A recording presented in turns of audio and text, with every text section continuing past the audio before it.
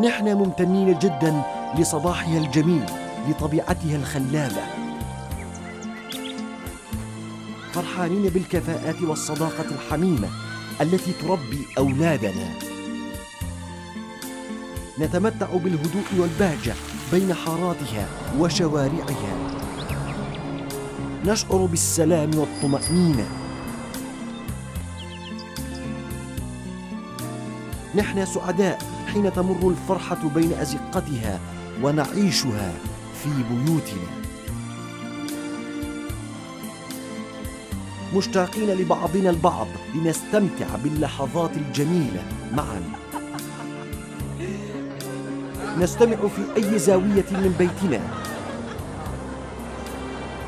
هذه اللحظات تلخص حياتنا في قيوان سيتي.